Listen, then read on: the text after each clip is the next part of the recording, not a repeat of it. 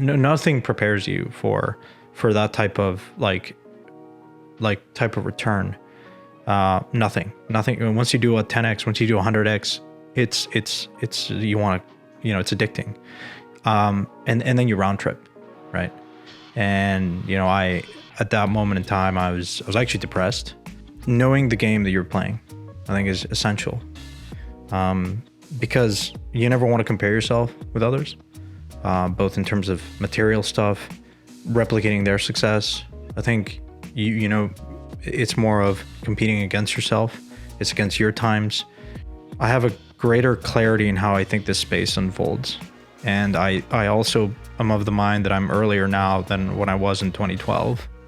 I started writing to hold myself accountable, to organize my thinking. And the first blog, and publicly releasing it out in the open, kind of open sourcing my brain, which has become an essential part of what I do. My diligence right now is I don't want to have calls.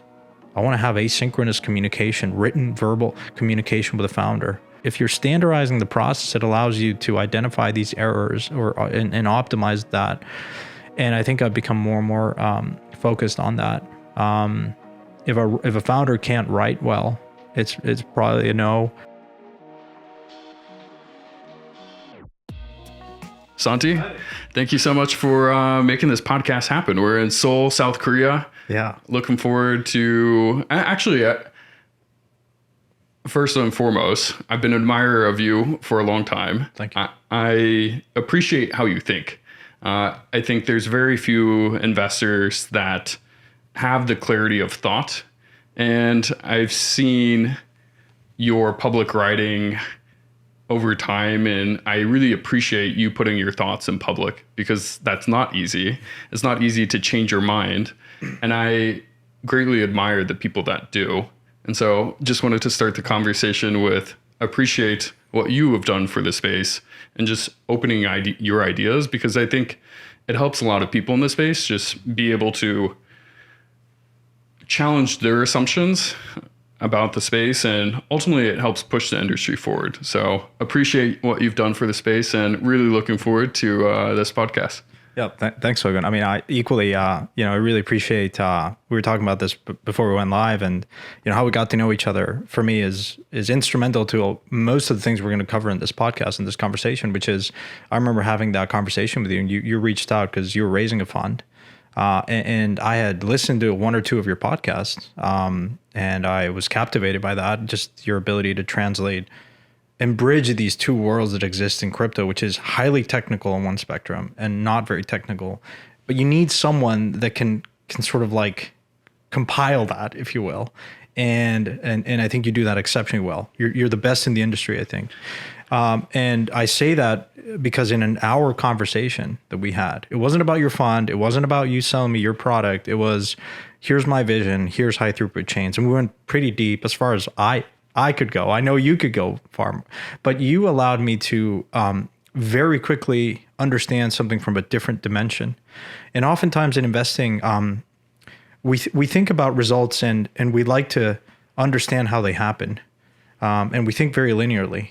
Of course, things are not linear. They're very exponential, especially with technology.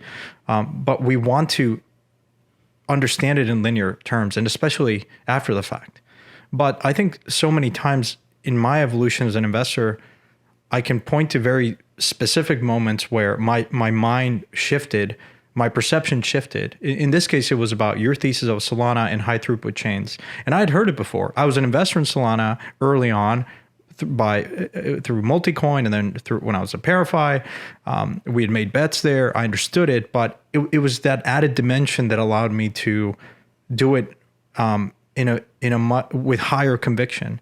And I think a lot of times, I recognize I'm not the smartest.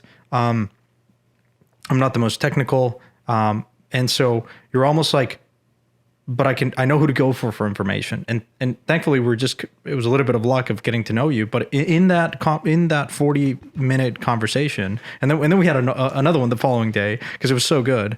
But you crystallized my thesis in a way that I hadn't been able to see it before.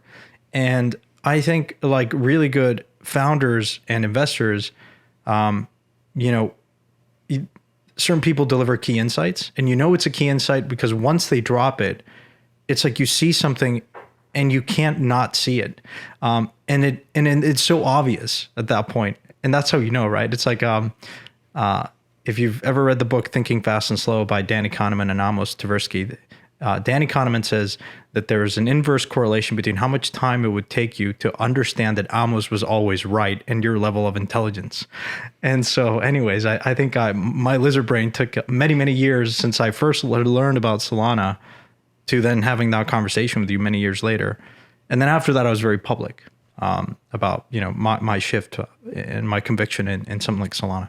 So anyways, all this to say, thank you for that conversation. And after that, we've of course gotten to know each other very well. And so equally, an admirer of what you do as well. Appreciate the kind words. I think anytime you can communicate something logically, kind of like A to B, B to C, and you can connect those dots, I'm always very appreciative. I think like as running a fund, I was talking with someone today and I told them, I love when people are like, Logan, you're dumb. Like if they can explain to me like why the reasoning is wrong, because at the end of the day, as an investor, what you really want is not to be the smartest person in the room.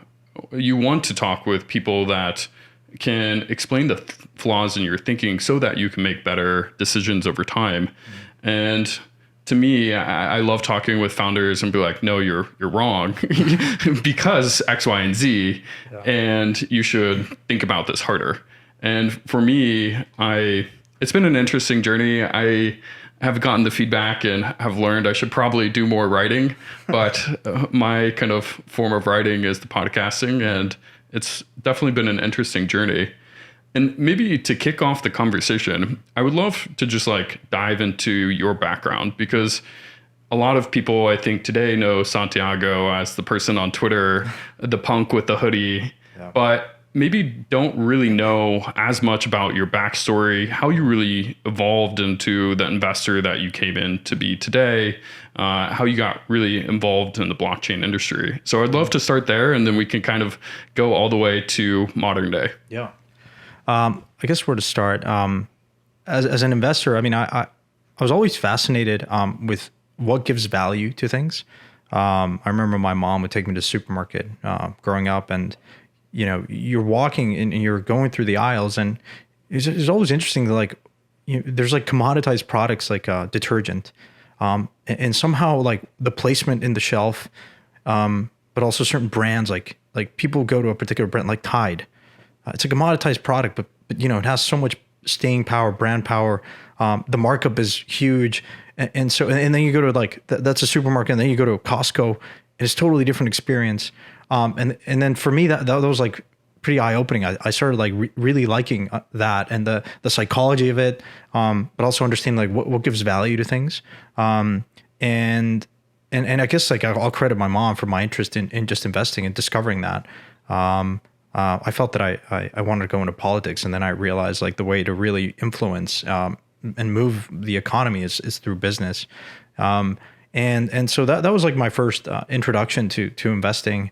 I realized quickly that investment banking was a really good vehicle to get that kind of training and complement the interest from a psychological perspective with like actual background. I was good fortune of getting a scholarship from JP Morgan. It was you get your ass kicked, you're 100+ hours. And it was, I'll do it again. You get to see so many industries, so many type of deals. And I think, but I guess like if I were to like singularly point to like moments in my life where I made this sort of breakthrough as an investor, I mean, you're constantly, I think, improving. It's sort of a never ending game, which makes it just fascinating.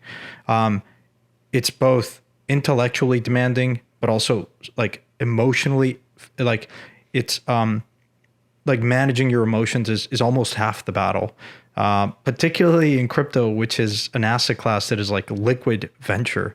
And so anyways, just to give some context. So I spent some time at JP Morgan, 2 years as an analyst in the private equity group, saw many deals, mostly like leveraged buyouts, like barbarians at the gate style. But your clients are like the smartest guys. They're private equity funds, and they're very smart. They're very sophisticated. A lot of it is just financial engineering, which I'm sure we'll come back to that later as we think about crypto. And then I actually went to that side. I did go to a growth equity fund, and I mentioned that because I was investing in open source software at the time. Mongo's of the world. And at the time, it was like not very properly understood by venture capitalists how that you can monetize open source software. Now it's a bit more common.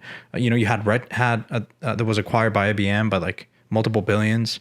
Then you had Mongo, and those type of like cohort came out at the time where I was like, we were quite early at this fund called SageView investing in open source software. So it was I credit that to like discovering Ethereum, but also just generally thinking about open source and the issues with open source. And I know I'm getting a little bit ahead of just like, but I'm teasing out some ideas here as we think about what we want to cover. But I remember, and this I'll pause here, but I remember the first week there, I was spending many hours, and the founder, it was a very small fund in terms of people, but not capital. And the founder walks into my office and says, "What are you doing?" I'm like, "Oh, I'm going to work and do this model." And he's sort of like, "This is not investment banking. Investment banking, you're again, you think in, I'm going to work 100-hour weeks because I need to like put in the hours. It's very much FaceTime." And he says, "We don't get paid to do work here. We get paid to be right." And it was just one of those moments that I still go back to it. I vividly remember it. And it's so I can work wherever I want. And he's like, as long as you only have to be here Monday for investment committee, but I don't care how you do it, but we get paid to be right. And if you're not right, ultimately you're going to be out of business. And to me, that was just a total 180 into how I thought about things. And so anyways, I'll pause there. I can go more into the crypto journey, but at this moment in time, I discovered crypto when I was at JP Morgan very early on, very lucky. And then I guess I was just very comfortable taking risk because you're at a moment in your life where you have nothing to lose, right? You have a steady job. I knew I would get a bonus next year if I did, things reasonably okay. And I just have always been fairly comfortable with taking outsized risks. And again, I credit that to just having the emotional stability, having a good family. I would love to, you're an avid runner. And you mentioned the stability part. I think now kind of being on the fun side, I've realized, to your point, it's half or more of just managing your emotions, thinking of a clear mind, trying to work out, because to your old boss's point, it's not about, are you working 100 hours? And I think truly, for me, even my time at Tesla, like it was a grind. It's like very like industrial revolution, like input, output, yes. A to B assembly line. Yes. And investing's nothing like that. Investing's not like that. It's, if you're building a company, I think that's a great mindset. You have to really crack the whip. You have to make sure everybody's directionally aligned and moving in the same direction. But investing is, where is the alpha, and really thinking deeply about the markets, where are the large markets, where can this technology ultimately tap into? And that half that battle is just thinking clearly. And I think you're also an avid runner. You work out. I'm curious, maybe a slight tangent from what we were going to originally talk about, but on that emotional side, how do you, in the day-to-day, going through the cycles that you've been involved in the space, you've been at ParaFi, you now do your own capital, how do you manage the emotions and the volatilities, the ups and downs, the rug pulls? Any tips or tricks? You would think it gets easier, but every cycle just is slightly different. It's probably the most important thing, and it's a very much a work in progress. As you said, sports for me is essential. And I guess some of my best ideas come when I'm not sitting on the chair in front of a computer, which I think is important. Allowing yourself to be creative and find and allow like these sort of pieces as you're processing new information, like order themselves And it's likely not going to happen if you just stay in one particular frame of reference. But again, like running and doing cycling has taught me probably more about investing, or equally as much about investing as the actual work that I did at JP Morgan, at SageView, at ParaFi.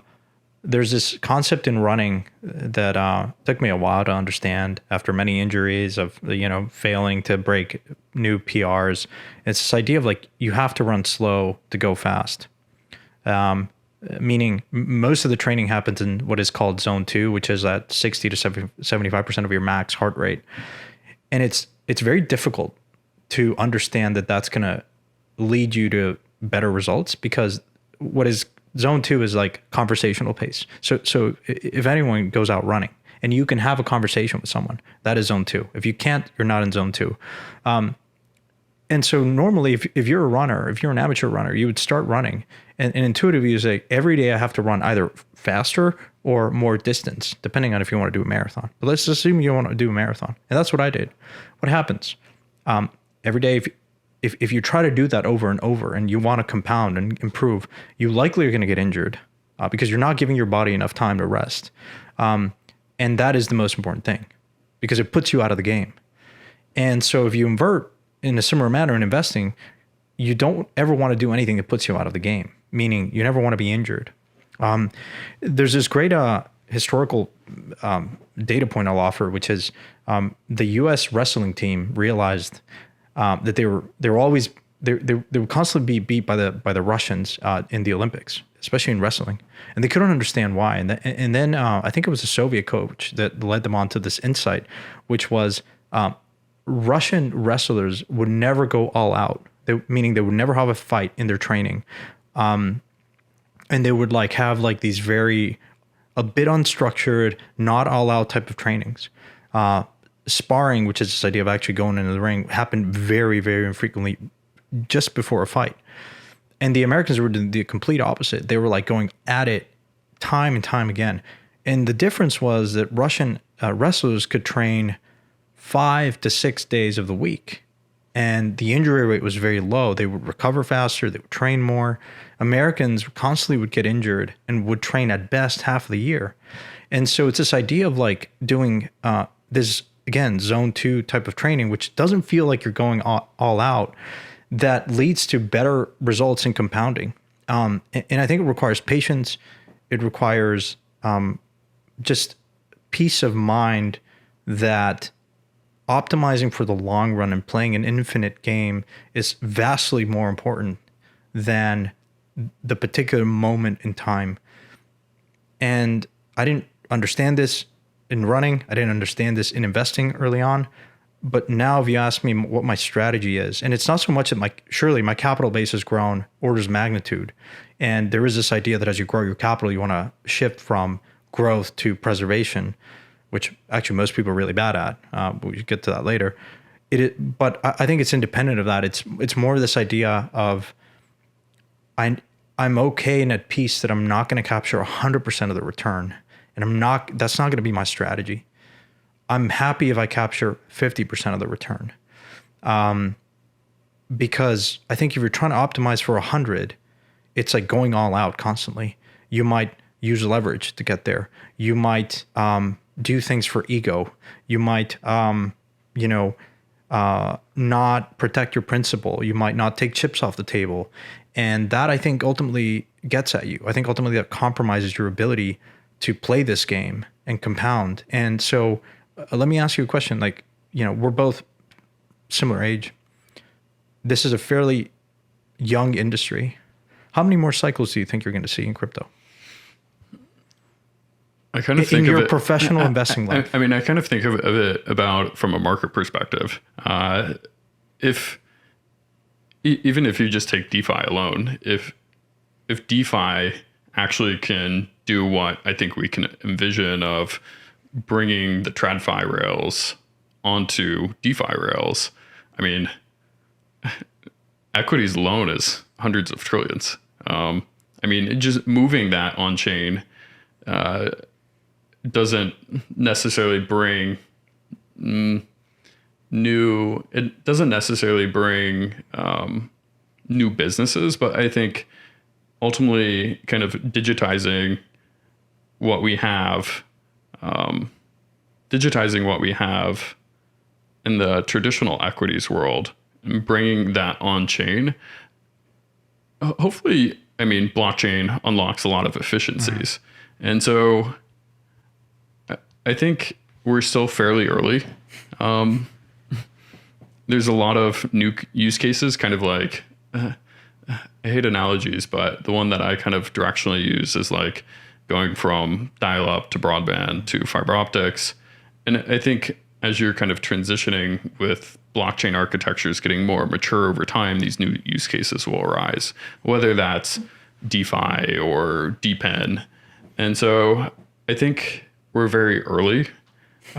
This is my first cycle as a professional money manager. And I think to your point, you need to play the game so that you're never taken out of the game. There is massive upside. This is probably the highest compounding annual growth rate industry in the world.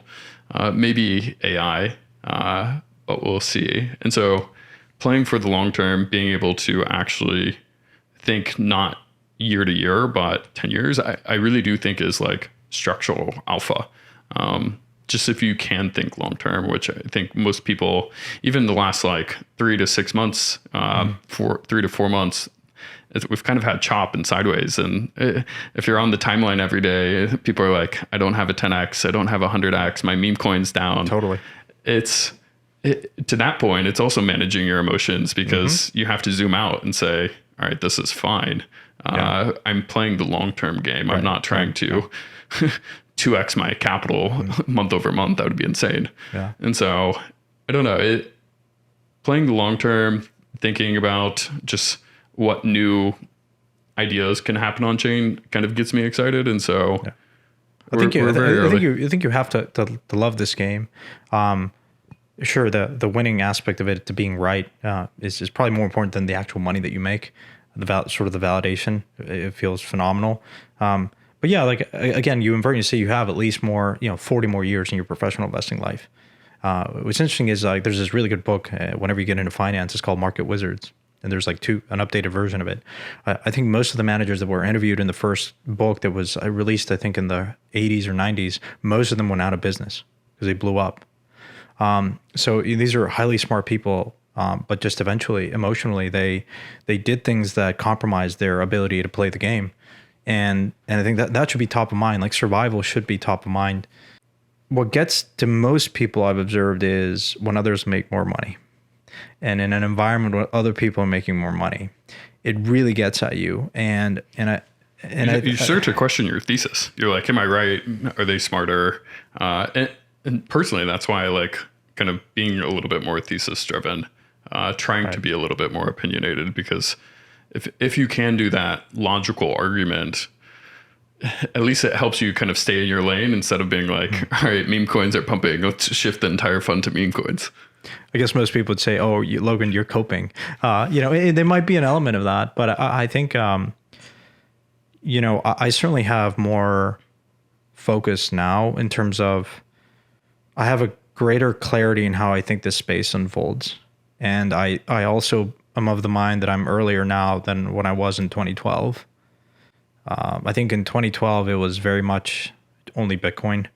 And then even before Ethereum, there's other things, made safe, golems of the world, a lot of ideas that are now being tried in this current cycle were explored in the prior one.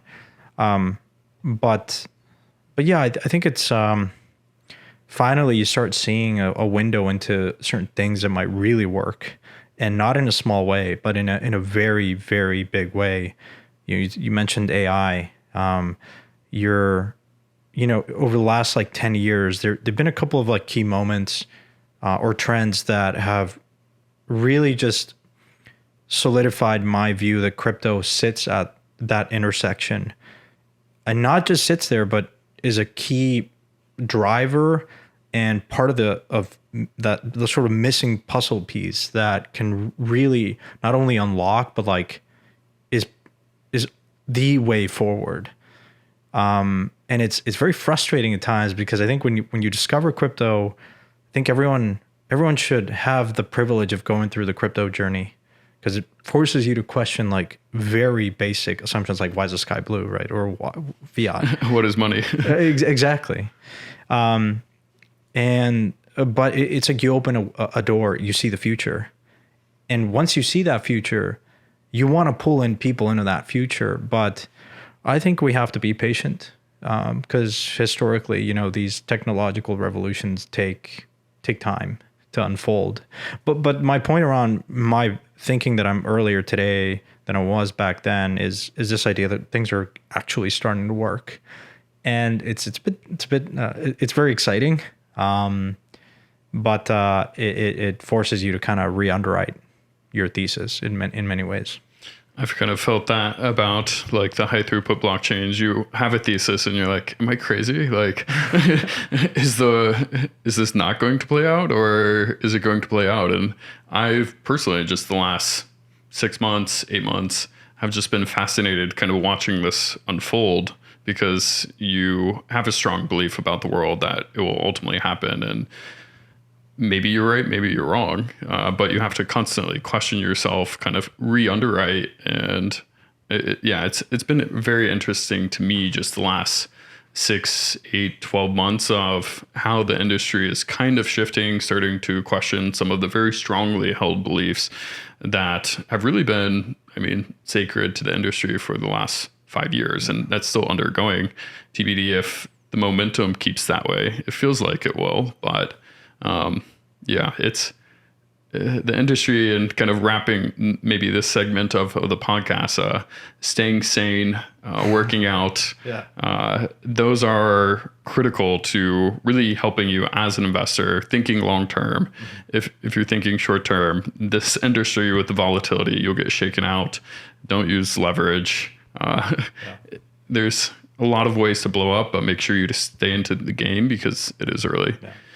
I'm curious though, so you were ultimately at JP Morgan, you found crypto rather early, and then you got to join ParaFi. I'm curious how that ultimately unfolded, what your main focus was at ParaFi, what got you really excited about kind of that point within your crypto journey? Yeah. I mean, it was many years.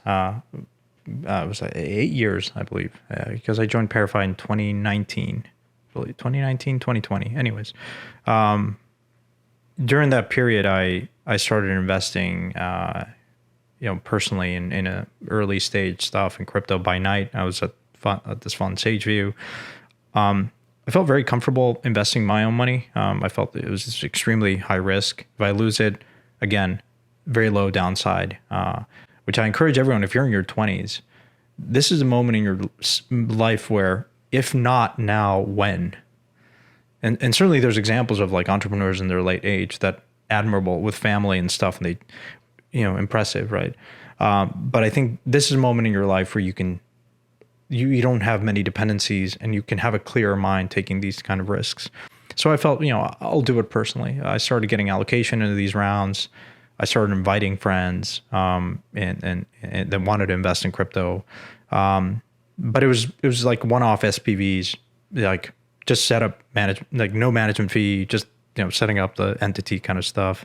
But I'm happy I didn't jump straight into like trying to raise a fund, go into it, because if you were to ask me my thought process then to when I ultimately joined ParaFi, it was like orders of magnitude. In large part, it was going through 2018. That 2017 cycle was chaotic. I thought I was a genius for a month and quickly got humbled. Yeah. And a lot of the folks in the industry now started then at that moment in time. And Ethereum, nothing prepares you for that type of type of return. Nothing. Once you do a 10x, once you do 100x, it's you want to, it's addicting. And then you round trip, right? And at that moment in time, I was actually depressed. I'd taken a little bit of money from my parents. I 20,000 or so invested in the Ethereum ICO. Could have been at the peak. It wasn't, and I felt I was a huge failure. And I've always done therapy. My mom's a therapist, my grandmother's a therapist, so that has been always kind of a thing in my family. Again, managing your emotions. And I went back to therapy, and it was very interesting because in the first session, the therapist was like, "Tell me about yourself." And I'm telling him, "Oh, I worked at JP Morgan." Kind of very similar conversation as we're having now. And just sitting there intently, and then after I finish my ramble, as I'm doing now, he looks at me and says, "But who are you? You've spent 5 minutes talking about where you work, but that's not who you are." And to me, that was, again, a very eye-opening statement, which was like, he's like, "Do you have hobbies? Do you have, what's your identity?" And you dress it up with where you work. But he's like, and to me, he's like, you have to detach your identity from where you work. And of course, in New York, the first question you get asked is like, "Where do you work?" Right? You go to a bar, where do you work? You go on a date, where do you work? There's nothing wrong with the question. I think it's trying to get at other things. But when you make work your identity, it can become very problematic, especially in an industry that has this type of volatility. So I'd probably have had a bypass and a couple of heart attacks if I had. But to me, that was very instrumental in fixing that part, and to then become a professional money manager. So it's, yeah, it's hard to, I think, especially, today in society, there's a lot of pressure to, be successful, become a certain thing, portray a certain image. And I think you strip all that away. You try to achieve certain successes. You try to do the marathon. You try to hit a PR. I swam. It was like, all right, you want to win state. You want to run nationals. You want to be an Olympian, win the Olympics. And you keep setting these goals for yourself, but it's hard to kind of take a step back and say, why am I playing this game? And questioning what game you want to play. Because a lot of time I see people playing these games and I'm like, do you want that person's job? Do you want to win this game? And I've been thinking about that a lot. Like, what game do you want to play? I started the podcast because I thought, if I could talk with interesting people, if I could do it long enough that I could convince smart people to talk with me, it would be a fun game I could play for a long time. And it's hard to kind of take that first step and realize, what do you want to do? How do you want to play that game? Who do you ultimately want to become? I think people generally underestimate themselves and what they can do, and they often talk themselves out of it. And I think, going back to kind of wrapping this into investing, just being honest, being truthful, trying to find your source of truth. That is, whether investing or personally in life, they're all difficult things. Well, it was such a good point you made there, which is you're searching for truth. And I think that gives you peace, because you realize, again, an infinite game. It's never ending. And that's point number one. The second one is knowing the game that you're playing, I think, is essential, because you never want to compare yourself with others, both in terms of material stuff, replicating their success. I think, it's more of competing against yourself. It's against your times. The third is, I think you have to believe it. You have to be optimistic. And I think, because if you don't believe you can, say, make a breakthrough, solve a particular conundrum, or go to the moon, or design the next airplane, you're never going to do it. In a similar manner, if you never buy the lottery ticket, it's the surest way not to win, even though the probability of winning if you buy a ticket is very low, negative EV, whatever your finance professor wants to tell you. But you have to believe it. And perhaps the most important point, and this I realized during this moment when I went to therapy, and it was actually, I started writing to hold myself accountable, to organize my thinking. And the first block, and publicly like releasing it out in the open, kind of open sourcing my brain, which has become an essential part of what I do. But I think there's a very big difference between goals and goal setting versus having very clear what your drive is. And so I think if you have your principles and values very clear and your framework and your mindset, goals become sort of irrelevant. And people might say, well, wait a minute, goals are, you goal set at the beginning of the year, right? You set a strategy, it's goals, it's what gives you the drive, keeps you focused. But I actually think goals introduce rigidity into your framework that can really cloud your judgment at times. We'll give you an analogy. It's like you're trying to climb Everest. Your goal is to reach 4,844 meters, however many feet that is for our English audience. And so your goal is, I want to climb Everest. Fine, perfect. There's a lot of pressure now on you. And you have your family, media, covering whatever. The difference would be not setting that, being a base camp and saying, I want to climb to the best of my ability and leave it at that. And one climber, the first one that says, I want to fixate it on the goal, can lose sight of all the risks that can happen to get there. He might even detract from his core values, training as a climber.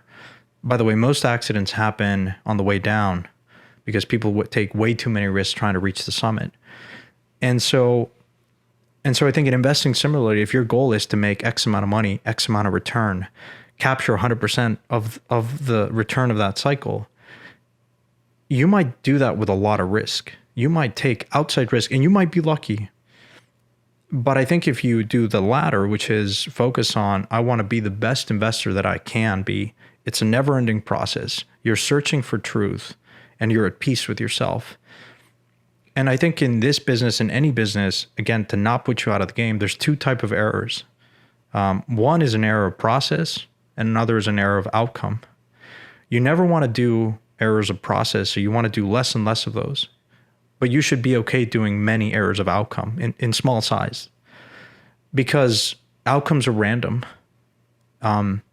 You never control many things. Actually, most things you can't control in an investment that you make, in the market and macro and so many things. You'd be foolish to think that you control most of those things. But I think being very focused on your process, being aware, of course, of the things you can't control, allows you to be very focused on the things you can control, on your process, on optimizing that, your research, who do you go for, information. And I think that is a very, I don't know if that's clear, because I'm not suggesting that you should never set goals for yourself. I think they're still an important part.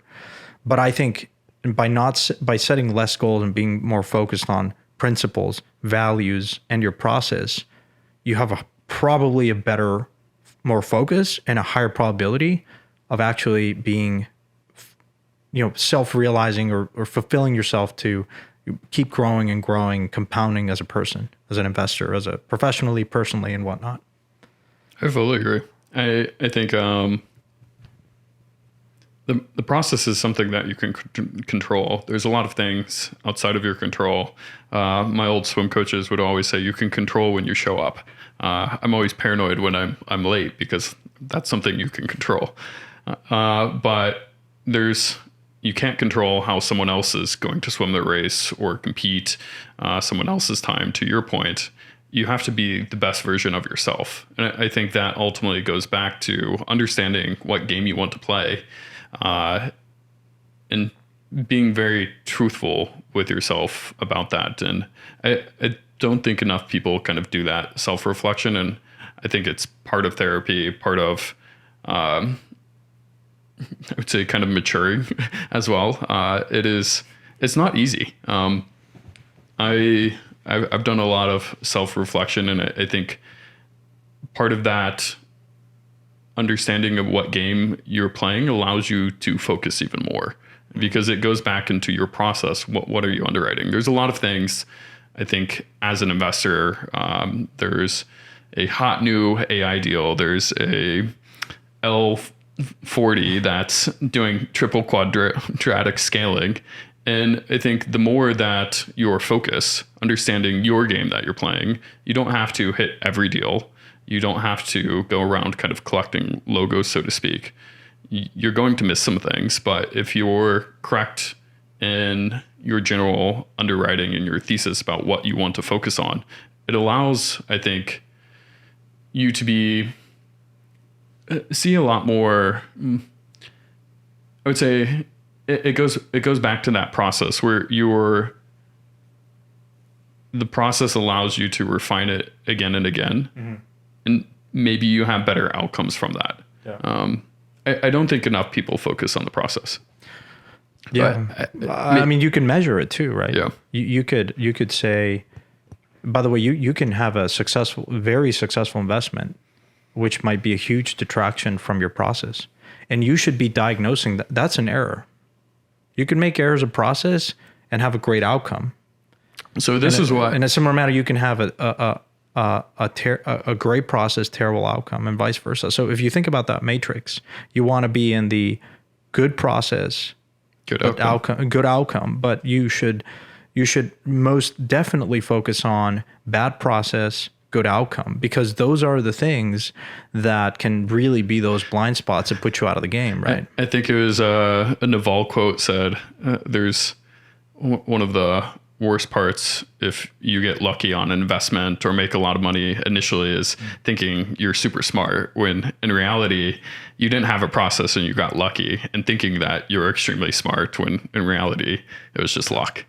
But all of this long kind of winded conversation, I think, kind of underscores some of your underwriting and your thought process. I would love to tap into more of how you think about things, whether it was at ParaFi or even today, how you've continued to get better in your process. How do you change your mind? How are you thinking about markets? As you kind of alluded to, there was a lot of companies early on, it was just Bitcoin. Then you had colored coins, Ethereum. How has your thinking kind of evolved, and you continue to kind of question yourself, question your thesis? Because I do think you're world class at that. You put your opinions in public, you change your mind, but that's not easy. We give me too much credit. I certainly think that I was exceptionally, very lucky to have discovered Bitcoin. I wasn't lucky in the sense that I had studied game theory in school, so I could appreciate some elements of the Nakamoto consensus. But discovering Ethereum early on, I guess, was maybe at that intersection that I was investing in open source software. I felt that Ethereum, by the way, there was other things before Ethereum that try to do exactly what Ethereum was trying to do. Like smart contracts was not innovated by Ethereum. But it was singularly, I remember listening to a podcast where Chris Dixon talked about Ethereum. And Vitalik was in Palo Alto, I was in Palo Alto. I think you want to be in the right place. Palo Alto is that sort of, cradle of human capital. You want to be in clusters of human capital.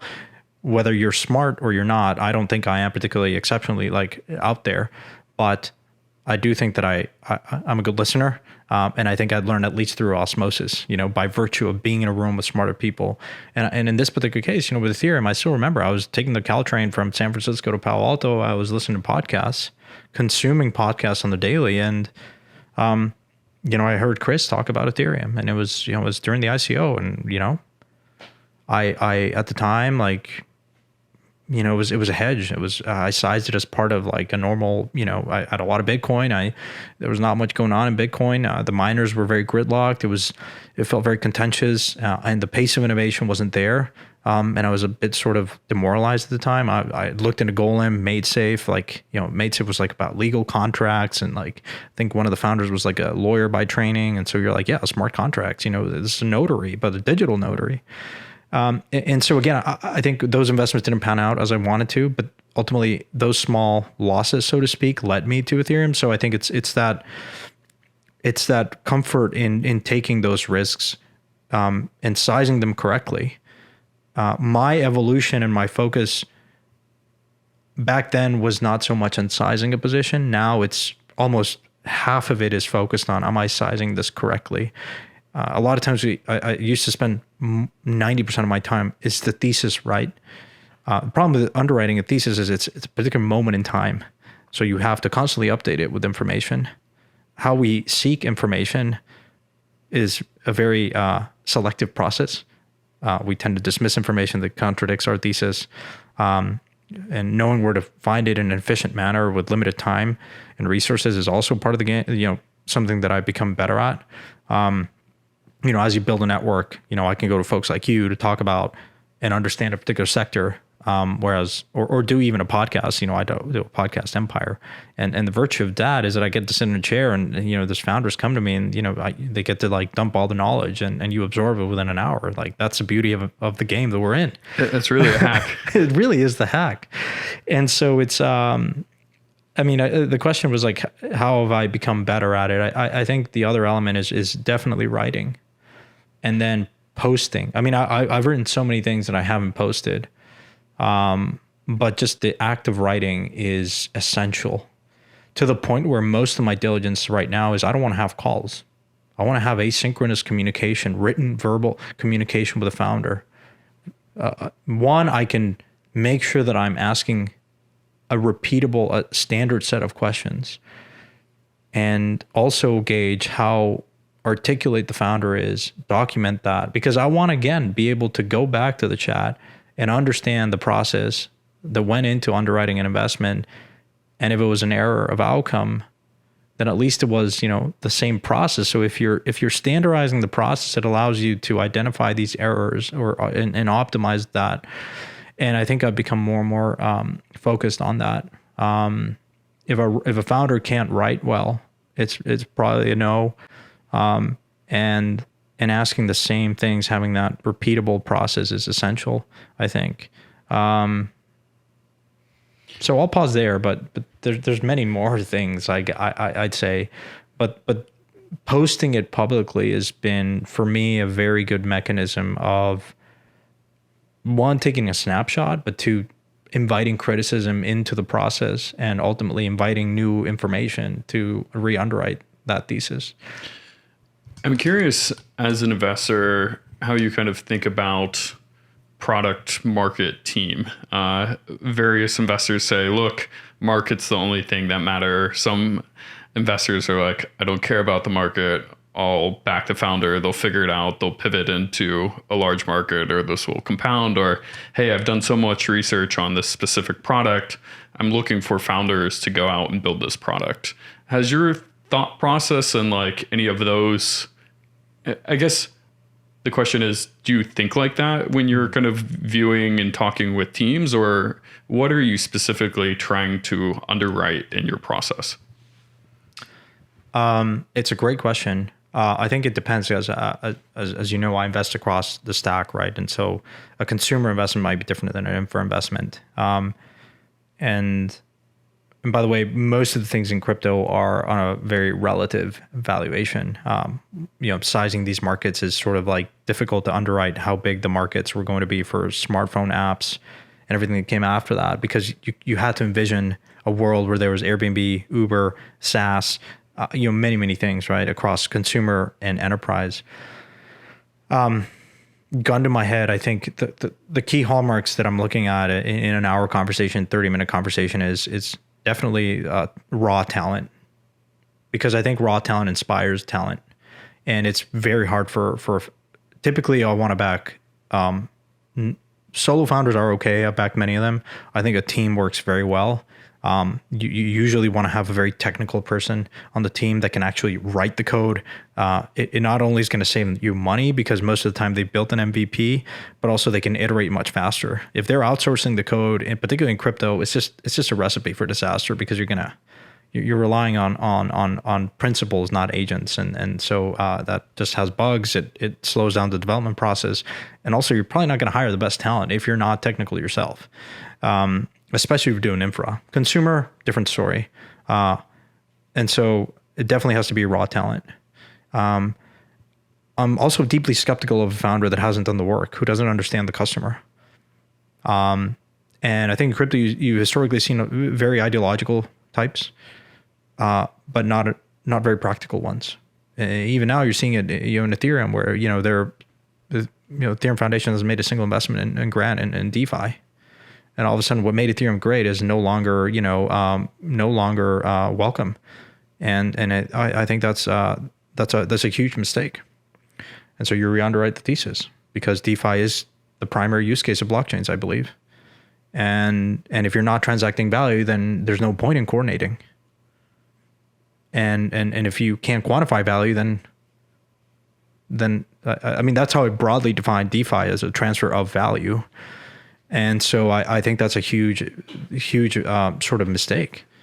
But yeah, to concretely to your point, it has to be raw talent. In terms of the market, you sort of see, I mean, Chris Dixon has, again, this very good word, skeuomorphic, right? A lot of what is happening in crypto is we're just gonna copy what works in the traditional finance world or traditional world. We're gonna put it on chain. You have a reasonable sense of what the markets are in the traditional world. The problem I have with that is it can be a very large market in the traditional world, but because crypto is so much about removing inefficiencies, the value that is captured by crypto is likely not going to be one-to-one. And so understanding that relationship is a bit tricky, right? So all this to say is, I'm not going to necessarily pass on an investment because I don't see how big the market's going to be. Or it could be a very big market in the traditional world, like, energy is all the rage now on chain. That doesn't necessarily mean that value is going to capture to that company or protocol. It might just be consumer preference. It might just be that the consumer is the one that really benefits from that. And I go back to when I was at JP Morgan, the Facebook IPO, we did the Facebook IPO, and so many analysts just didn't understand how Facebook was going to monetize. And I remember hearing from Peter Thiel, who's the first, who led the Series A of Facebook. He was like, a lot of what it took was Yuri Miller also invested in Facebook. He's a Russian entrepreneur and then turned investor. He had invested in a bunch of social media, like Yandex of the world in Russia. And Yandex was a social media network in Russia that was predated Facebook. And so he had that insight to realize how much value there is in advertising if you capture these eyeballs, so to speak, and attention. And for him, it was a no-brainer for investing in Facebook. And so I guess what I'm trying to say is Facebook, at the time of IPO, very few people understood how they would monetize, but they had a great product. And I think great founders, raw talent, builds exceptional products that can iterate really fast. They can understand the consumer. But I think you need to have that second founder that has his ear to the ground, who's more focused on business development, understanding the market and but I guess more of a discussion point, but who is the customer in crypto? The user, the challenge I think in crypto is you're building for a very small subset of users. So I want to see, does a founder have a good understanding of who that is? It's probably not going to be the folks that are on chain today. So you're not building for the 10,000 active DeFi users. You want to build for the millions, but how you get there is a bit of a challenge. I don't think any team has really solved that. I mean, we're both investors in an arena. I think that's probably one of the better ones, where it's just a Web2 founder that has built a business on Web2 and then has come to the realization that the next leg of growth has to have crypto properties attached to it. I think at Frictionless, we say not better crypto products, just better products. Correct. And at the end of the day, what you want is crypto is this awesome technology, but it enables you to build unique things, coordinate people, remove friction. And at the end of the day, I think to Chris Dixon's point, we've kind of done a lot of experimentation around what should we do with blockchains. And it's taken us a while to figure that out. I think in the past, a lot of money has rightfully gone to infrastructure, because you see application engineers removing lines of code just so they can pay less gas costs. to me, that was one of the more frustrating things when I started diving deeper into the infrastructure, was just seeing how few people were actually using these blockchains, how expensive it got. And if you did achieve product market fit, which was like the holy grail, then you kind of had these anti-network effects because gas got so expensive. And so I'm personally super excited kind of fast forwarding to today, because now I believe we're just at the precipice of infrastructure with these high throughput blockchains actually going to enable better just products, not better crypto products. And even with DeFi, I think you can do global price discovery on a blockchain, which would be mind blowing. And so the fact that these pieces are now starting to come together, we have seen throughout 2015, 16, 17, 18, 19, a lot of these different experiments run that maybe we're just perhaps too early. Yeah. And we get to iterate on that and kind of keep exploring, which I think to me is what the really cool part about today in 2024 is. Yeah, I think there's no better time to be investing in crypto, because we're seeing clear indicators of the infra is sort of built largely. Now we need to stress test that infra. And I'm still of the mind that we're going to need more investments in infrastructure. We are going to have more clarity in what those pockets are once we really hit those limitations. We used to have far more demand than there was supply of block space. Now it's the inverse. You have way more supply of block space, not enough demand for it. And I think DePIN is a very interesting category for that reason. It's non-speculative. It's very relatable.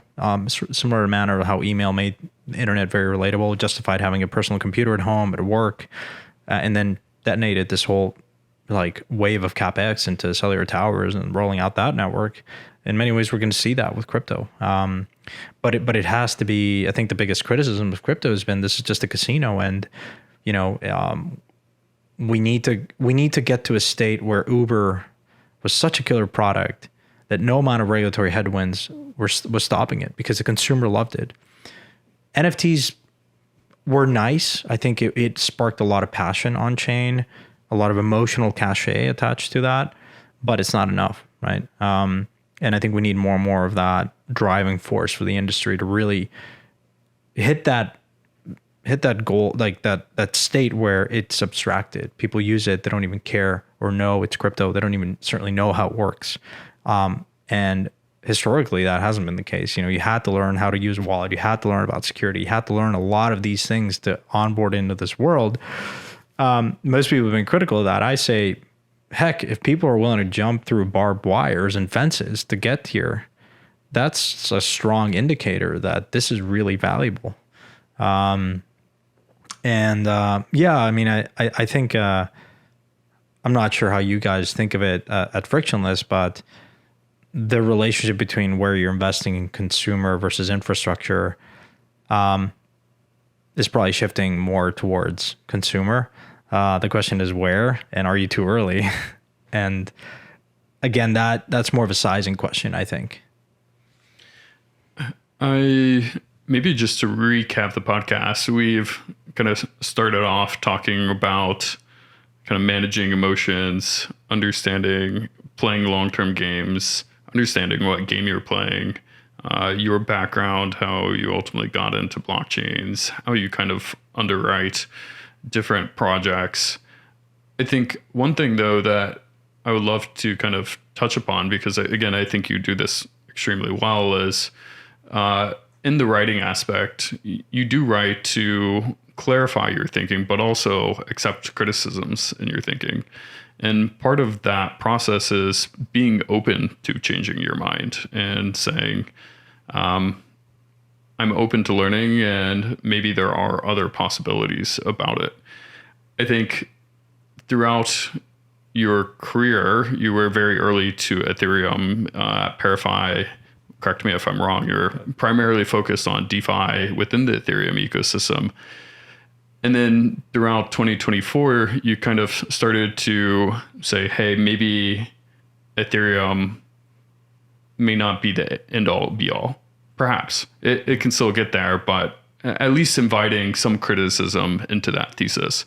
Can you talk about just the process of being open to changing your mind as an investor and kind of re-underwriting things? I think in crypto is very easy. You have to use these things to understand what works. And at ParaFi before joining, and where Ben and I really saw eye to eye, we were introduced by Bain, who was an investor in ParaFi. I was playing on chain. I was an investor in synthetics. I was helping them. I was sort of acutely aware of the problems, but also a lot of the DeFi before it was DeFi. You know, this idea that Maker had become a backbone for people to use even through a bear market where the value of the collateral, Ethereum, ETH dropped 80%, but the value peg of DAI was like, you know, held. To me, that was fascinating. But you had to be there. You had to be using it. You had to open a CDP on Maker to appreciate, holy shit, you have a permissionless open bank that you can borrow against. And that's huge. And you fast forward and then you appreciate how Uniswap allowed that AMM model really allows you to have price discovery on a tail end of assets. It's just not possible in traditional markets. And then you appreciate flash loans that are enabled by Aave. And then you say, wow, like this is novel. This doesn't exist in traditional finance. Go study traditional finance to appreciate DeFi. But also if you come from traditional finance, most of folks would dismiss an AMM. Because if you ask the SBFs of the world, many folks out there were saying AMMs are vastly inferior from a centralized order book model. I'm like, absolutely right. But what about being what about being a market maker? And what about being, yes, there's impermanent loss, but what about being indifferent? If you hold two assets, ETH and USDC, this could just be a good strategy to cost average in and out of a position. A lot of people miss that from that exact point, because it goes to potentially, yes, it could be a better way to enable price discovery at scale, but maybe it's not the best mechanism for the 0 to 1. And a lot of people perhaps mid-curve that because they said, going back to Chris Dixon, this is how it was done in the TradFi world. This was how it would be done in blockchains. Yeah, but you had to provision liquidity and be using Uniswap to say, wow, there's price discovery in assets that just are not supported by exchanges because I'm holding this liquid shitcoin that I invested in the 2018 ICO. I can only sell it in, Ether Delta and then Uniswap. And then Uniswap is just like a vastly superior experience. And you're like, okay, this is new.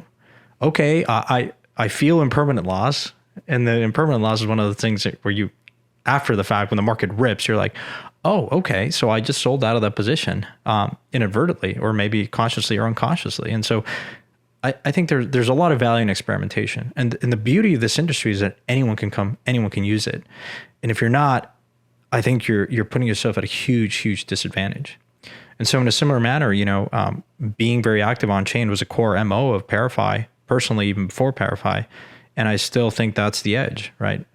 You have to have been playing DeFi. You had to be there during the DeFi summer craze, paying thousands of dollars per transaction.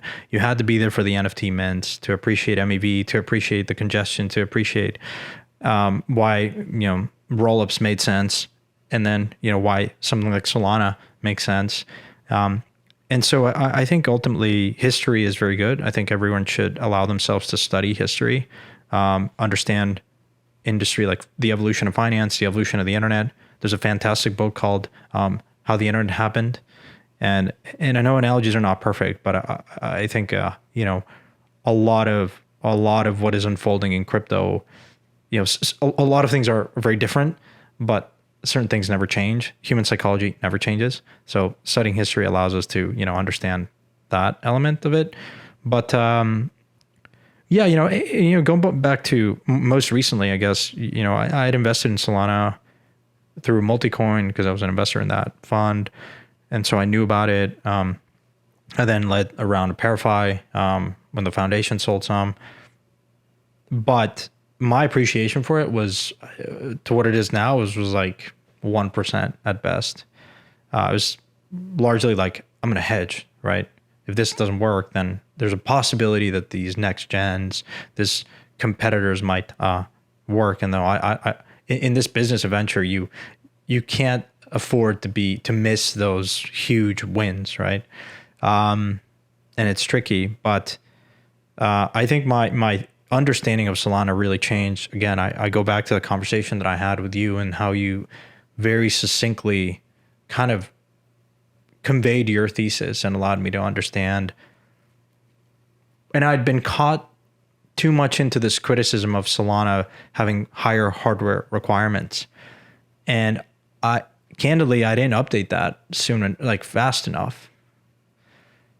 And then the decentralization component that you kept hearing from folks. And then it was like, okay, well, let's invert. What are you, this trilemma of that blockchains have, which is, you can either be like decentralization, throughput, or what is it? Decentralization, security, throughput. And throughput. And you're going to have 2 out of the 3. But I think it's a fallacy. Because that sort of trilemma makes it seem like it's a binary trade-off where it's a spectrum.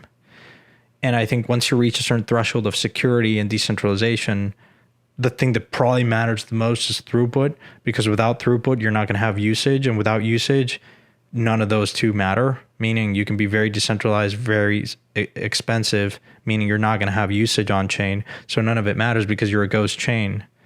But if you have a lot of usage, and Solana started certainly seeing a lot of that, then you end in this flywheel. If it catalyzes the flywheel where you have greater decentralization and greater security because it invites validators, the unit economics for a validator just become very powerful when you have, again, MEV in a chain where most of the value of a chain like Solana or an L1 comes from MEV, and you need to have a lot of usage, a lot of demand for block space to be able to price discriminate that fee.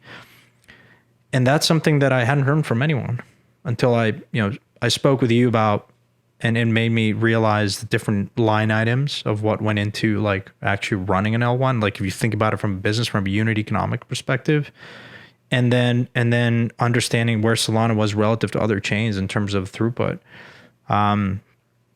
And so whether you had to like removing myself from my process, you may or may not have had the benefit of like having all this context of operating on chain, but I think even today you can go to these chains and understand the difference between an integrated chain and an experience versus a fragmented one, and understanding, okay, it's not so much like your experience, but like if you're a new user, where are they going to come? Where are they going? And I think if you were to do those on-chain forensics, it's very clear. I agree. I think part of that, though, as you have continued to share your thoughts publicly, one of the hard things that I had kind of as an emerging investor was being okay with being criticized and people telling you you're wrong and you're dumb, and or the market telling you you're very wrong temporarily. Yes. And so I guess my question being, even I think Nick Carter went through this where people kind of put him in a box as only Bitcoin. And as your worldview updates, as you question your thesis, as you change your mind, people perceive you in a certain light and they say, hey, Santiago is part of my tribe. He's now going against the tribe. How have you personally kind of dealt with being a little bit more fluid as an investor? Because as we know, crypto is very tribal. Yeah. How have you kind of dealt? Because you got a lot of backlash when you said, hey, I've started to understand Solana a little bit more. I'm still a majority of my net worth and investments are in the Ethereum ecosystem, but I think they're doing interesting things. And I'm curious, as an investor, part of that process is just taking heat and people disagreeing with you, and how you have either learned to approach that or, I guess, invite criticisms into you as a person. I think you got to really look yourself in the mirror, and if you're not inviting criticism, then you're doing something wrong. And I think it's not just the idea, but you want to be relevant in what you're doing. But I think this complacency is a big part, especially as you start making money. You can become very, very complacent.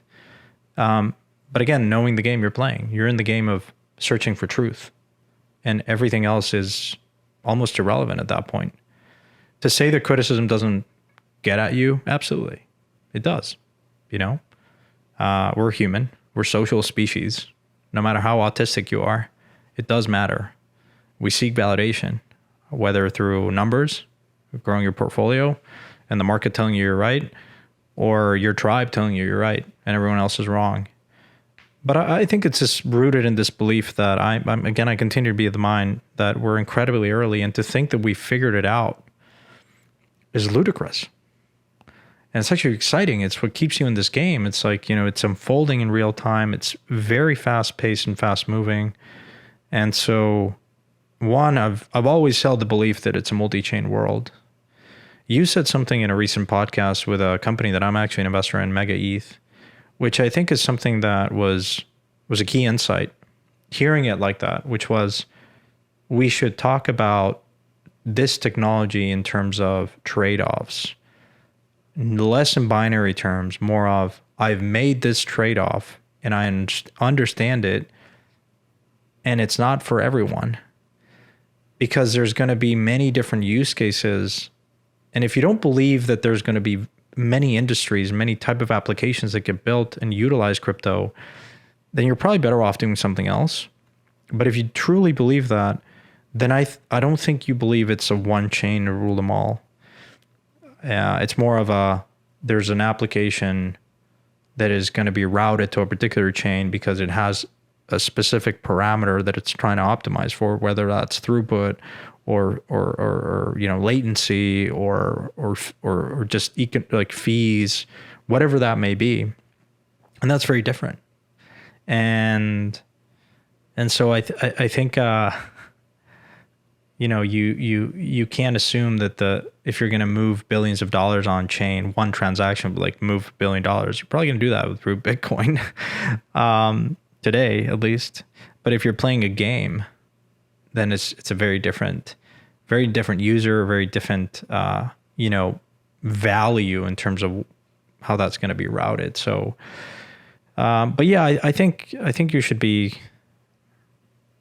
I like to remind myself that I should care very little what other people think about me, and I try to tell myself that every day. But that's not to deprive myself of the things that I love doing.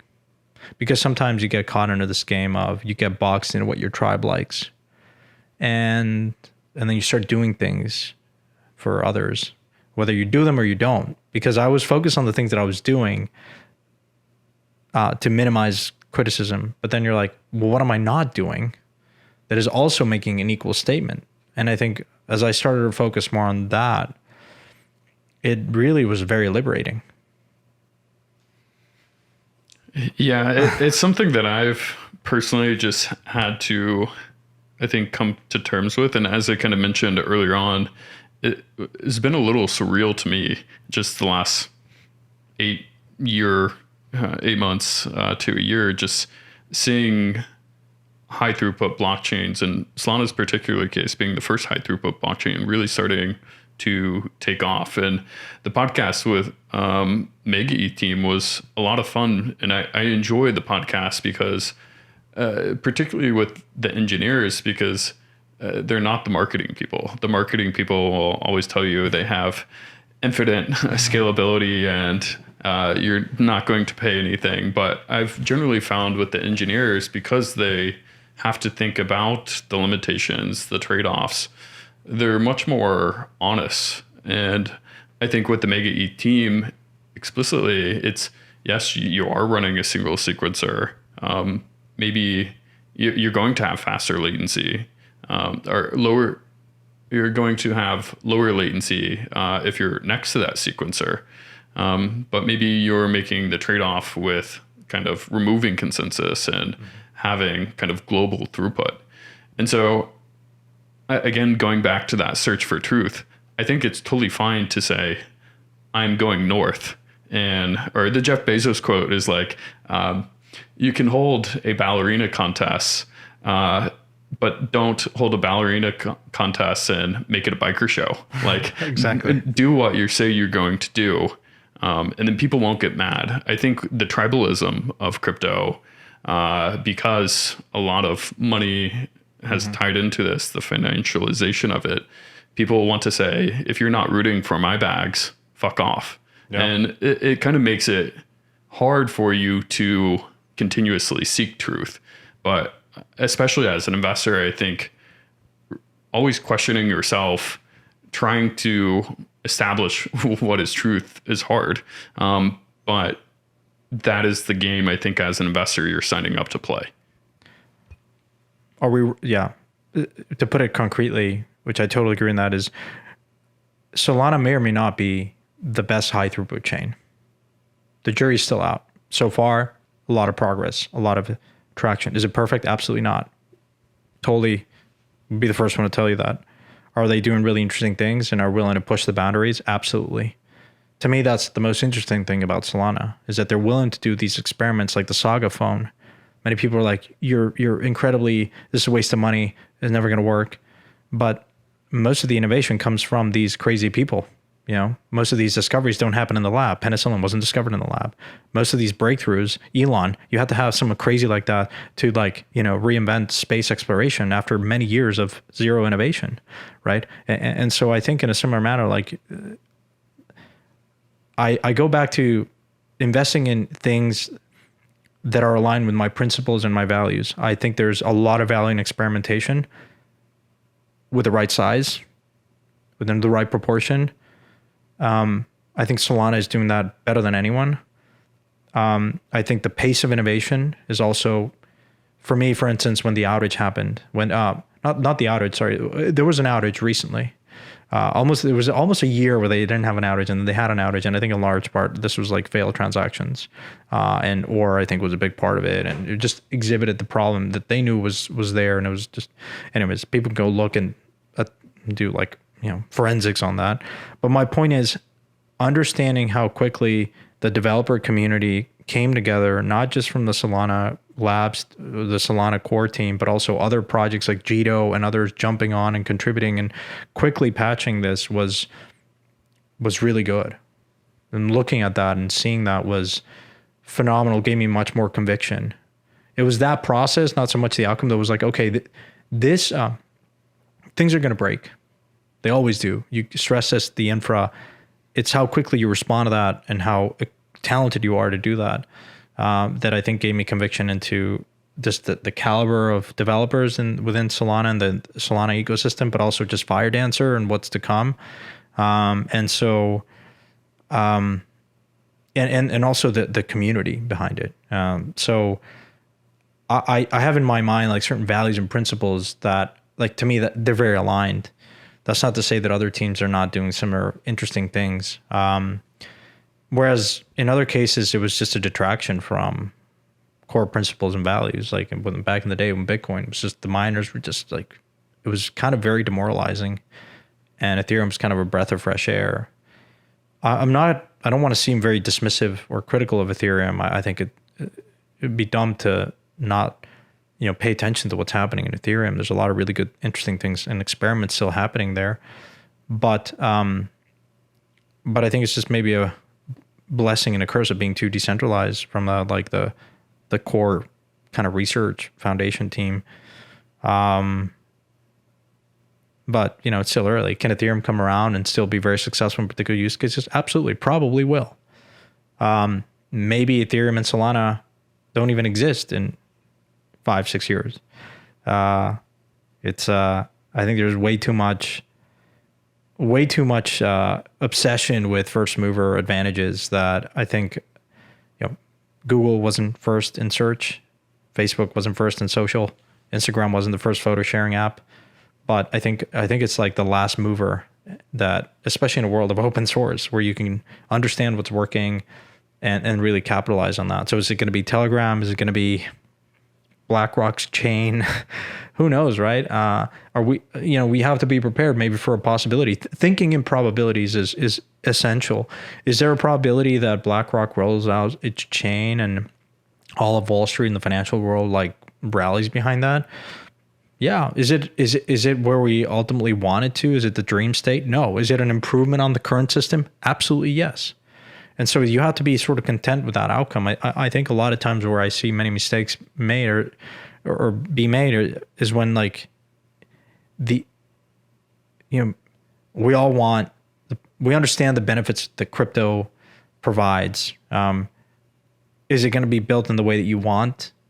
Well, no, because you have to be prepared for what permissionless actually means. And if that doesn't align with your woke vision of the world, no one fucking cares. But can you measurably say the world is becoming a better place because we have more assets on chain, because there's more transparency? Then I think you have to be content with that outcome. And I think it's sort of you this perfectionist mindset of like, we want to very opinionated. It has to only be this way. When Facebook like announced Libra, most people were like so bearish on that.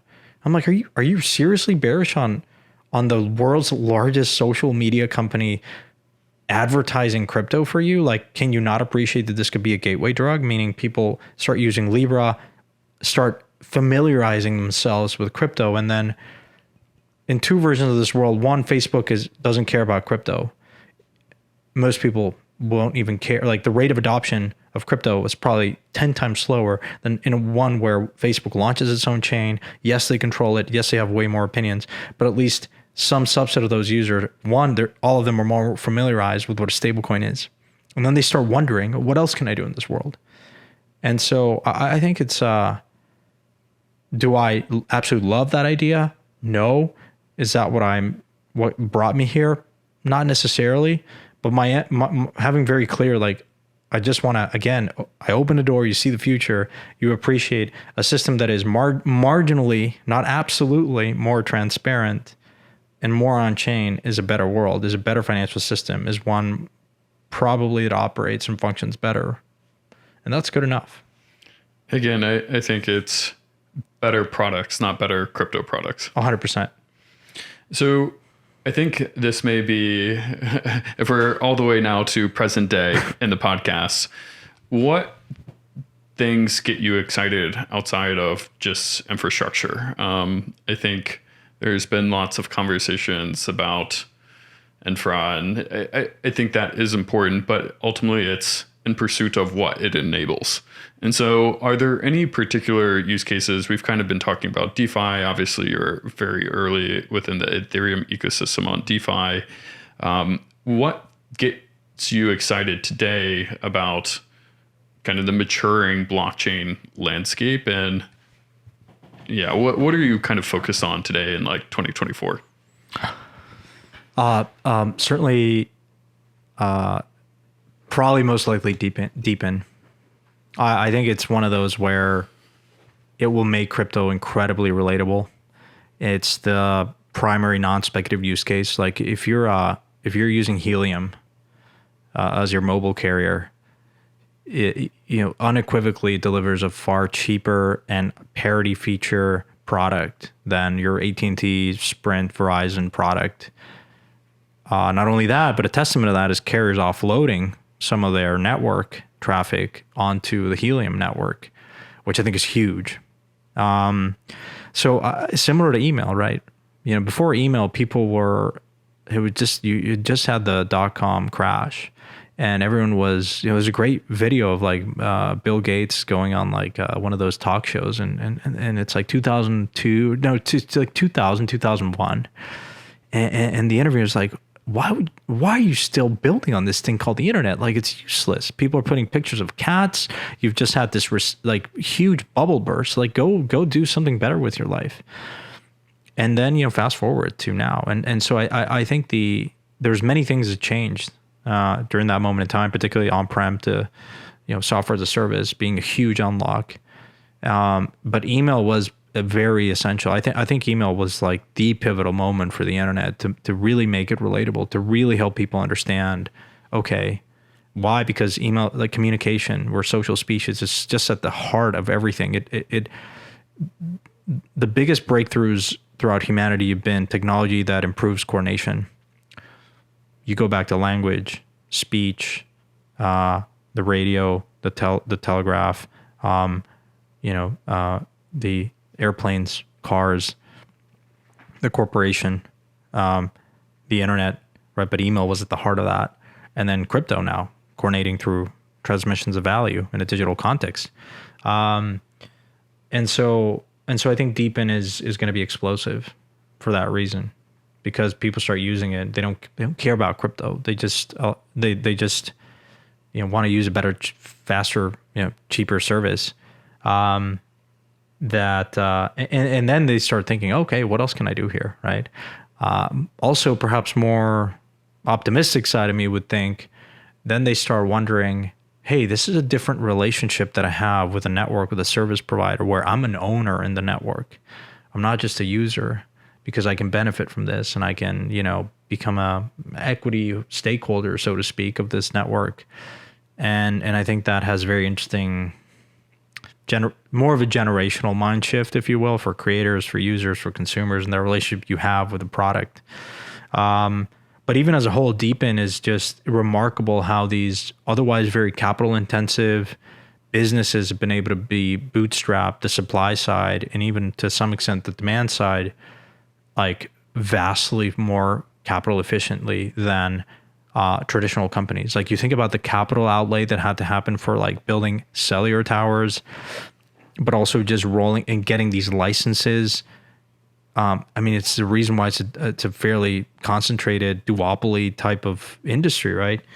And now you're seeing a possibility like where that may shift, because you're transferring that CapEx over to the user in some ways, and the ROI for the user, when you sort of distribute those costs to users, it just allows you to bootstrap demand much more capital efficiently, but also the unit economics start becoming really interesting. And so the question then becomes, okay, you can certainly like disrupt telecom, you can disrupt certain parts of like how, wireless gets transmitted to we're both investors in Adrena. We can talk about that. If you want to share your thesis, I think you can probably articulate far better than I can. But it's, and then you start wondering what else can we build on top that I think is, but maybe Adrena, Adrena is super exciting. I think what Neil ultimately realized was, hey, these data centers kind of around the world have relatively cheap internet access. And the hard part generally has been getting fiber optics or hooking up a building to lay the last mile. And generally the ISPs, AT&T, Verizon, Comcast, have charged $80, $100+ for internet access, and everybody needs internet access. And it costs them $3, $5, $10. It generally costs less than $1. Yeah, actually, right. Yeah. And so, figuring out how can you actually collapse that cost. For the last mile of transportation, to make cheap internet access really proliferate.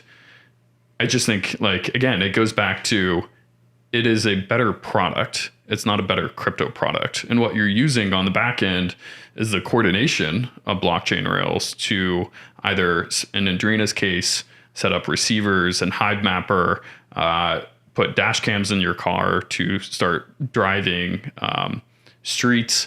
It's like, no shit. If you don't have paying a Google engineer $250,000 in a $500,000 special car, and you can crowdsource mapping data globally, sure, it's not going to work in a small scale, but if you get 1,000 people, 10,000, 100,000, you can see how that meaningfully compounds over time.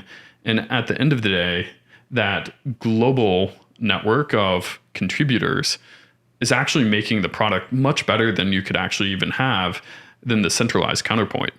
And so to me, again, why I'm really excited is because I feel like just now we're getting to the point where infrastructure is no longer the bottleneck. There are going to be these unique applications, especially within DePIN, that allow blockchains to be that coordination method to actually build better products at scale. And I think that was the entire reason why I got into blockchain. I was excited about Ethereum, the world computer, banking the unbanked. And when I was in DeFi summer and I paid that $1,000 for a Uniswap transfer, I was like, what the fuck is this? Yeah. Like, even if you're rich, like, this doesn't make sense. And so now that infrastructure, I feel like, again, there are options. We'll see how kind of things play out.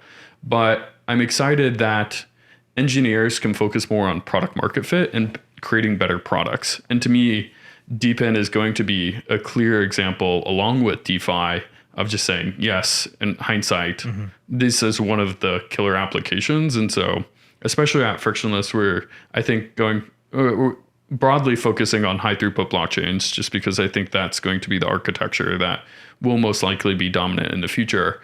And then focusing, I would say, kind of on the barbell approach of DeFi, kind of financialing the traditional TradFi stack, or digitizing it.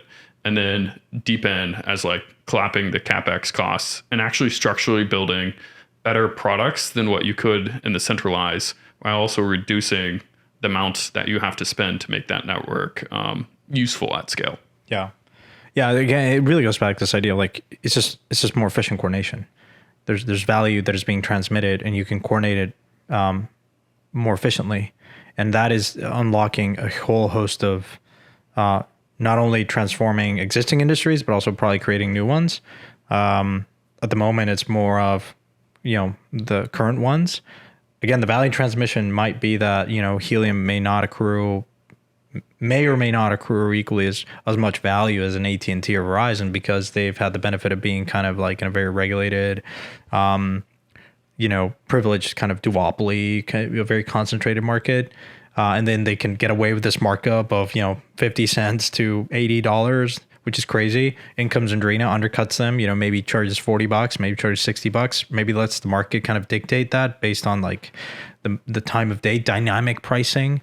There's just a whole things of like, I remember like describing like DeFi back in the day to like my friends who were still at hedge funds or JP Morgan. I'm like, imagine a financial system that is open 24/7, 365. You can assess the value of the collateral in real time.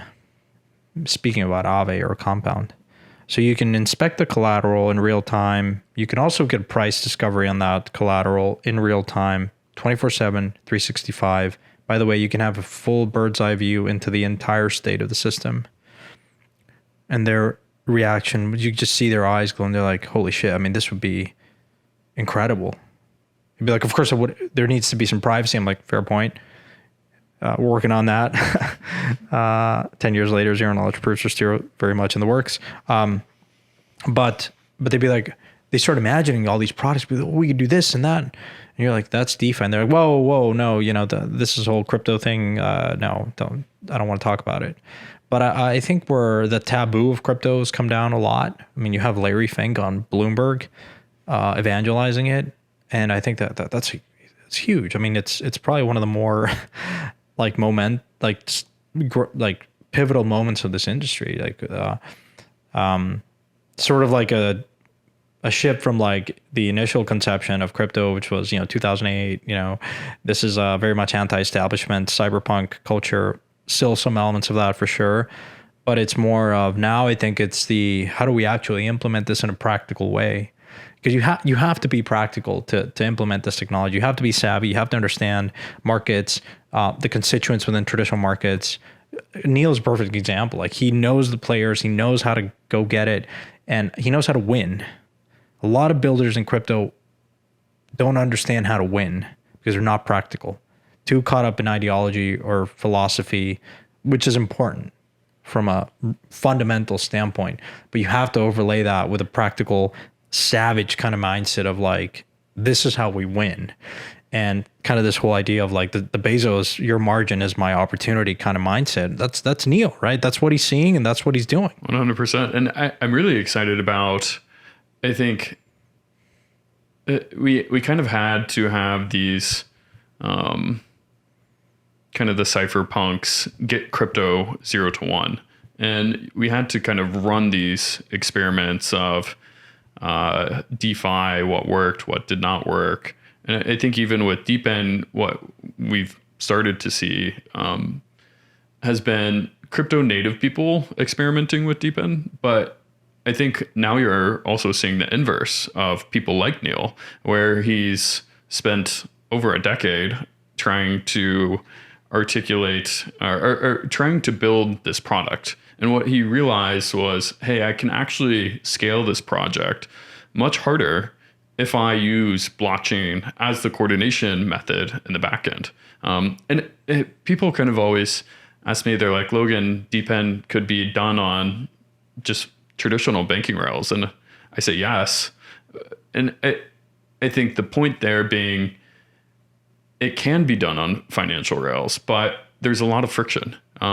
You're paying that 2.9% to Stripe and the credit card fees. You have different banks around the world. If you want to create a global map, it's hard to pay people. And so really blockchain is just this global coordination tool that is removing the friction and ultimately allowing the application engineers or the people that are building products to make better products at scale because that friction is no longer there. And I think that is one of the coolest parts about blockchain and crypto is, yes, especially within DePIN, you could use the traditional financial rails if you really wanted to. Mm-hmm. But blockchain's turbocharged that to make it a better product at scale. I mean, there's so much truth there. I mean, I can't wait for the day where equity analysts from JP Morgan or Goldman compares Coinbase's model to Uniswap. It says one has thousands of employees, it has all this operating expense and overhead, and you have another which is purely a protocol, and they're doing the exact same volume. One is global, the other's not, and one has like 99% gross margin, and the other one does not. I think we just have never had these like protocols and value accruing to this level of the stack. In the internet, it was just accruing at the very top, apps. And it's just, it's explosive to your point around, I think, you're global from day one, or you have a much wider reach. There's so many businesses that just haven't been able to cover more demographics, more markets, because it's not economical from a unit economics standpoint. And when you're coordinating more efficiently, when you're removing friction on both sides, it unlocks nonlinear behavior, consumer behavior. I mean, we're in Asia now. I still remember back in the early 2010s, everyone was like, Asia is really just a very copycat market. They'll take what works, and Alibaba copied Amazon, and so Sino copied Google and all these kind of things. And then you saw WeChat, and WeChat just became the everything app. Everyone did like everything on WeChat. They stream videos. It started as social chat, like a WhatsApp, and then it just grew into everything. There was no reason why you leave WeChat, and payments was just embedded in it to the point where you didn't think of finance as a standalone category. You thought of finance as you're doing an activity, you're talking to someone, you're paying someone with natively in the chat, you're doing all these things, and it's just a click of a button. It's sort of a seamless, frictionless experience. And in the West, we're still stuck in this like incredibly antiquated system where the consumer even thinks about it in a siloed way. It's like I got to do this, and then I have to jump over to my finance app, log into my bank account. Apple Pay is probably the closest approximation we have, but it doesn't work everywhere, and it doesn't work natively in many apps. And by the way, it's very expensive on the back end. So the logical conclusion would be it's actually not a surprise that like Asia has far more penetration. I think Korea, where we are today, is probably has been very crypto friendly in terms of adoption, in terms of just the consumer uptake of crypto. Because if you're using WeChat, then transitioning over to Web3, crypto is less of a leap. Whereas you go talk to someone in Europe or the US, they're like, oh, Venmo, Revolut, all this crap works. And you're like, you just don't know better. But I think I'm optimistic. Younger generations that have no idea what a local branch, bank branch have or is will understand this immediately. And it's not a matter of if, it's sort of when, right? But it's very exciting to be here. And I think you have to travel. You have to come to, again, be on chain, talk to these users to really appreciate that. To round out the discussion on this point, I mean, I think as an industry, we've had these ideological debates of what matters the most. This trilemma, TPS, no one can agree on these metrics. By the way, no one agreed on internet metrics either. Still probably don't. It's just sort of made up benchmarks around retention and LTV to CAC and all this stuff. EBITDA, adjusted EBITDA, But I think unequivocally we're reaching a point where it will be a world of have and have nots, and it will be very clear which chain can support these applications at scale. And it's sort of ideology is useless at that point. It's like, where are the users going and where are the transactions being routed? If you believe kind of in Ben Thompson's Stratechery kind of user aggregation theory, like at some point I just think that the aggregator will just route to whatever chain is for a particular application, whether it's a game, a DeFi transfer or whatever. And it might be using many different protocols along the way. The user will not even know, but there will be an interest. I guess the unknown will be the relationship of value accrual across the stack, local fee markets, optimizing fee markets. There's so many things we haven't figured out. There's infra investments required. But we're at a point where consumer, I don't know what your thesis is in terms of when DePIN, I think it's working now. Bit of a head scratcher why people haven't really paid more attention to it, but maybe that's the opportunity. I think people saw the helium model and saw them paying out a lot of emissions, and they kind of started with the IoT network and have since expanded their services to general wireless plans and have said, maybe it works, maybe it doesn't. It's kind of like HiveMapper, I think, is very easily relatable, because it's like, if you have one person with a HiveMapper dash cam and they're only mapping Palo Alto and they drive the same street over and over every day, that's not super useful. The network only gets to sufficient usefulness once you hit, say, 80, 90, 95%. And to me, it kind of goes back to some of these, our talk earlier about what games are you playing? Are you playing long-term games? Or are you playing short-term games? And if you have that 10-year time horizon, you're like, okay, will this thing compound? If you add another driver, if you add another Helium node, if you are able to tap into another data center and set up a receiver, can you structurally make better products? And I think in the world, again, where we've had CHOP for 4 months and people are pulling out their hair and saying, go touch grass, we haven't hit our 100x on our meme coin, that competitive advantage is that long-term thinking. And I think maybe as have 10 minutes left in the podcast before my video cards run out, I would love to kind of project forward. You've been in the industry for a long time. You've seen the game play out.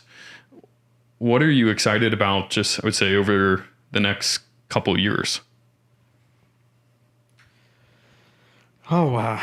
I guess about crypto. There's many things I'm excited about. But, I mean, even non-crypto related. But broadly speaking, I was having this recurring thought, which is, has there been a moment in the history of mankind where we've had this pace of innovation across multiple industries, a lot of them converging on each other. And I think, I don't know. I mean, I guess like if you were the turn of the century, like 1900s, you went from no cars to cars and airplanes, and that totally blew your mind, which is, I can go many places. I can, it's just crazy, right? Transportation. Again, the social underpinning of that was huge. The coordination element of that was huge.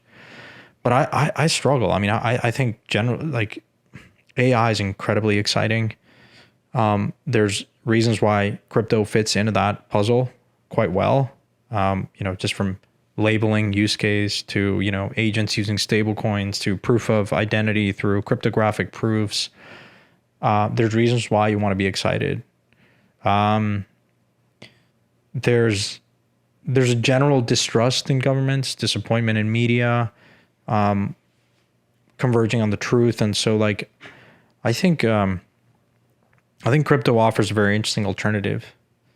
Not to say that existing systems will collapse and crypto will prevail, which is what the type of thinking that dominated for many years in crypto. But I sort of think of it as like a fourth stool. Montesquieu has this theory of like government, which is three stools, right?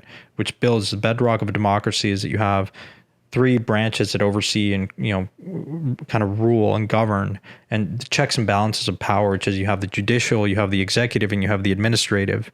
And the three of them kind of, the executive, like, is a figurehead in many ways, like coordinates between the two, appoints some of the judiciary. The administrative, sets out rules and does rulemaking, and then the judiciary like interprets the rules. And the three of them, as we've come to understand in crypto, are essential, meaning if there's an overstep and overreach by one particular branch, the courts ultimately peel it back. And that's a bedrock of a good system, of a good democracy. I think crypto is a fourth stool, and I'm looking at the tripod here. It's sort of a fourth stool. Why? Because it allows, it's sort of a new dimension that holds and creates greater transparency and accountability. If you're in a place where, the problem with the tripod is you knock out two, it falls on itself. And in many systems, you're seeing that. Many regimes have that. Like but crypto, if you're in Venezuela, Colombia, Brazil, you can very quickly detract, right, from the system. It creates a far more competitive geopolitical system. It introduces more competitiveness to what has been a monopoly at the local level. Why? Because money transcends state. And that ultimately, markets rule everything. They're arbiters of truth, and they are, in my mind, transcend local governments. And so when you can move your money easily from a country, it makes the country a little bit more worried about the type of laws and taxation and everything that they will do, because otherwise money will leave and detract.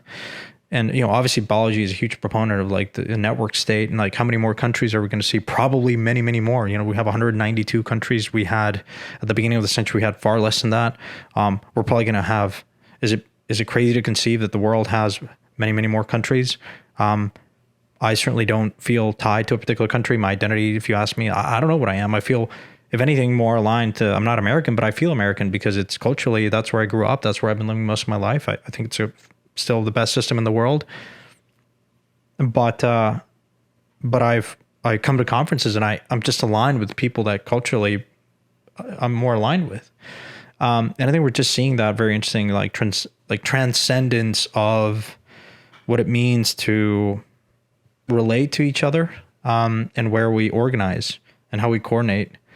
And it's very exciting. I don't know if you feel that way, but I think I feel incredibly lucky and privileged to have discovered crypto, to be in an industry where you can be our age and incredibly feel that you can, be a fund manager. You can be very successful at it if you as you have. And it's, you can influence it in good ways. And so I just think that many generations probably go by and they don't see one, let alone two or three of these huge mega movements. And I think you look at yourself and you say, I have most definitely a responsibility to make the most out of that. And this is incredible. I think what got me so excited about crypto was similar to the early days of the internet.